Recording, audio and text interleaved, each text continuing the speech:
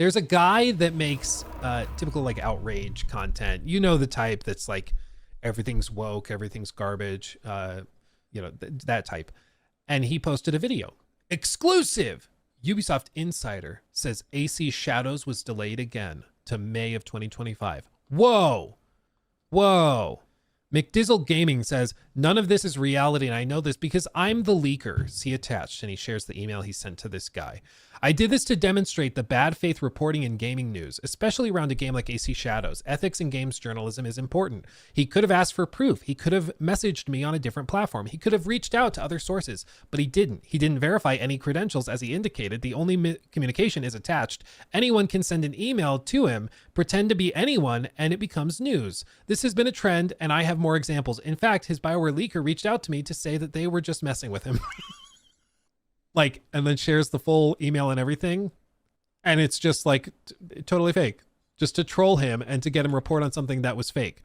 But he didn't validate it, didn't check it. He just made a video running with it as an exclusive breaking news story when it was not real. Like, can you imagine? Like, can you imagine, man? I cannot fathom that.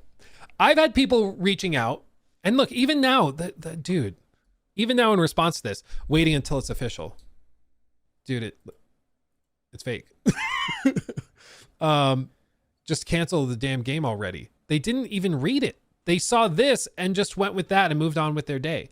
Like, it's amazing to me how little thought people will put into stuff. But this is why you just have to be cautious, because there's people that are both dim-witted and maybe are incapable of seeing through the charades that will present themselves. But you also will see people who are acting just in bad faith. They've decided they want to hate X game. They hate this developer. They hate this or this studio, whatever.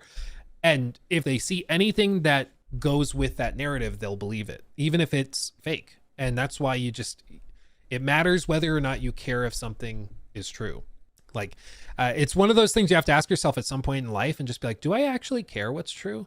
And it sounds like a no duh type of question, but there's a lot of people out there who I think, honestly, if they seriously self-reflect, they might say no, because it might lead you to a position where you're uncomfortable or where things you currently believe are not true.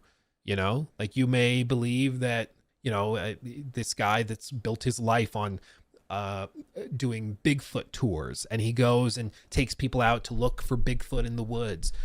Does he actually like truly care if Bigfoot is real or not? Or is it something where he has a vested interest in it, so it doesn't really matter if it's true or not? Like, he just wants to go along with it. Same thing with these guys that have their whole YouTube channels dedicated to hating on X.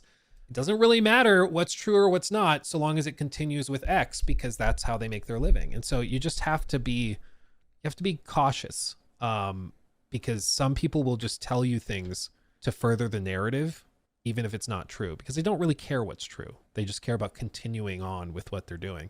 And it gets hate sometimes. I mean, to call it out on the flip side, I had people calling me a shill for calling out Insider Gaming for the fake reporting that they later corrected.